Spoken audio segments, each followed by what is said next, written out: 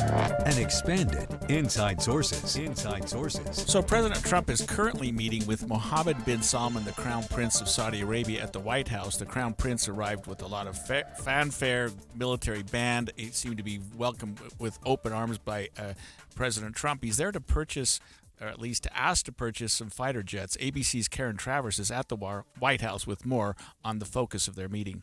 The $600 billion investment commitment that the Saudis made to the president back in May, they want to lock down the details of that. So we will see if we hear more about what exactly the Saudis are going to do and what that will look like in terms of investment in artificial intelligence. The president is also going to be pushing the Saudis to normalize relations with Israel. This is the first time the Crown Prince has been in the United States since 2018. That visit came just months before the death of Jamal Khashoggi, the journalist and Saudi critic.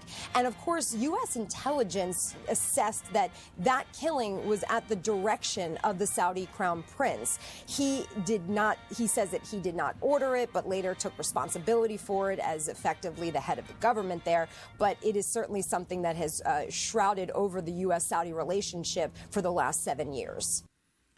That killing was particularly brutal. If you remember the story from that, there were screams that were heard. He was killed. He was dismembered. It was really, really gross. Right. And it's something that still lingers over the conversations between the United States and Saudi Arabia. Of course, Donald Trump seems to be, moved on from that. He's greeted the Crown Prince with open arms, like I said. They also talked about, and this is something Karen didn't just mention, the sale of F-35 fighter jets to Saudi Arabia. And those have got to be incredibly expensive too. I don't know, except just generally that you want fighter jets, but I don't know that Saudi Arabia is lining up for anything or has any neighbors that they're particularly worried about. But maybe having that strength on their side keeps their neighbors at bay. Yeah, it's interesting. Trump also suggested, President Trump suggested selling to Turkey, the country of Turkey. That's a NATO ally. But they were removed from the program because they purchased some Russian air defense systems back in 2020. So he's talking about reopening a sales corridor to Turkey. Yeah, and I didn't realize also that there was a huge project in regard to artificial intelligence. Of course, that makes a lot of sense that they would do that. The meeting's actually going now. We're seeing them really getting along, sort of giving each other noogies and talking back and forth, and it seems to be a very cordial meeting.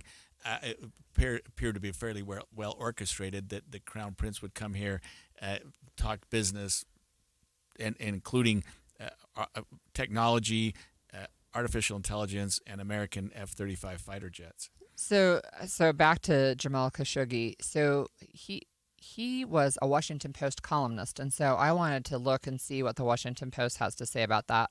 And 23 minutes ago, they posted a story that is headlined, "Trump defends Saudi Crown Prince over Khashoggi killing." And he just said, President Trump said, quote, "Things happen.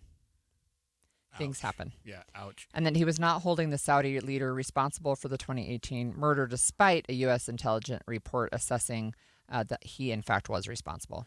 Right, and Trump hasn't been particularly friendly toward talking about Khashoggi either. It said he was a troubled man, or I forget the words that he used, but there was a quote that he said just a few minutes ago in describing that situation. And I thought that American intelligence put that murder quite squarely on the Saudi family. They did, and this is a quote from the reporter's question just today.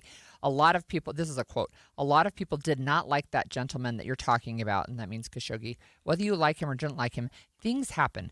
But Mohammad, the prince, crown prince, knew nothing about it, and we can leave it at that. You don't have to embarrass our guest by asking a question like that." Yeah, and it's old news, but of course it's not the kind of thing that just disappears. I remember that situation as well. I mean, he's literally walking into at what he thought was a meeting and at an embassy. Yeah, never walked out. Yeah, and then the more we learned about it, the more graphic it became. The more, I mean, it was a slaughter. It was a terrible thing. No matter who did it, it was really bad. And he was a journalist, Khashoggi, wasn't he? And I don't know if he getting information about the Saudis. It was embarrassing, or who knows. That's what they claimed. Problem. Yeah, right. Is that not all of his reporting was favorable? Look, there are some Republican lawmakers who are concerned about potentially selling these F-35s. And part of the reason they're worried about it is it could upend the military balance in the Middle East and make Israel angry. So, on the one hand, President Trump is trying to say, let's normalize relations between Saudi Arabia and Israel. And of course, Saudi Arabia is an Arab country and Israel is not. And but there are concerns from Republican lawmakers in D.C. that the sale of these F-35s could upend that balance there. Yeah, and when we heard from Karen Travers just a minute ago, she said exactly that Trump is also putting pressure on the Saudis to normalize relationships with the Israelis. I don't know, like you say, throwing in a few F-35 fighter jets might not be the best way to smooth things over, but I also think, good fences make good neighbors. Good jets make good neighbors, I guess, when you have some fighter jets. Right, yes.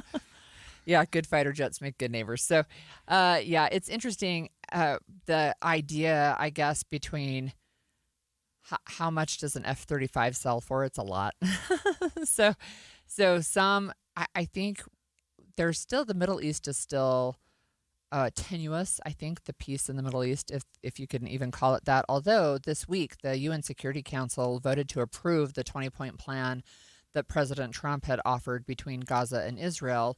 And so there's at least that there's some international backing for this plan. And if you remember, we talked about the ceasefire when it began, saying the Hamas was going to release hostages and alive and their bodies of the ones who were dead. And yet there's been back and forth between the two parties, but there are 19 other steps of the plan. Yeah, and we're digressing a little bit, but that hasn't gone quite as well as everyone expected. I'm glad, like you indicated, that the United Nations is on board and maybe keeping everybody's feet to the fire. But the Israelis and Hamas, ceasefire or not, have not played nice, and it's continued to escalate, or at least it's continued to go back and forth. And what happens with Gaza remains to be seen. There's going to be a lot going on there. Hopefully this 20 point plan comes to fruition, and a lot of people, because there were probably millions who were displaced, and could get back into their homes and their communities and try to reestablish the villages that they had and the cities that they had that were really thriving just as recently as a couple years ago. So again, back to the visit with the Saudi Crown Prince. I mean, I think the White House has pulled out all the stops. They've greeted him as an honored guest and are basically showing him, I don't know, do you call it a good time? Showing him a generous and warm welcome. Yeah. Well, and he's got a big pocketbook, and he's willing to spend some money in the United States, and that's always a good thing for the Trump administration to show that they're having those kind of financial relationships. And it's not just fighter jets. I mean, there is technology that they're purchasing, artificial intelligence, things like that the United States wants to be at the forefront of. And if we're not selling it, China will, or someone else will. And if we're not selling our F-35s, maybe Russia does, or who knows. So, I mean, I think you want to try to normalize relationships as much as possible, especially in the Middle East, and get as many countries as you can to realize that you're there to try to keep the peace in that region. And I have an answer for you on the Sure. F-35s. So this is there's an agreement. So Israel actually has F-35s, and there is an agreement, a longstanding policy, which is actually codified in law to maintain Israel's, quote, qualitative military edge over other Middle Eastern countries. And so what would happen, and why some people are concerned, is that if Saudi Arabia also had F-35s, then it levels the playing field, and Israel no longer has that qualitative advantage. which is something that we as a country have said this is the way we want things in the Middle East. So from our perspectives as the United States, we have weighed in and said we want Israel to have the advantage. Superiority. Yep, superiority. And they have that partially by these F-35s already. So they may not be particularly happy about this sell then, when Israelis look at this and say, hey, wait a minute, I thought we had an understanding.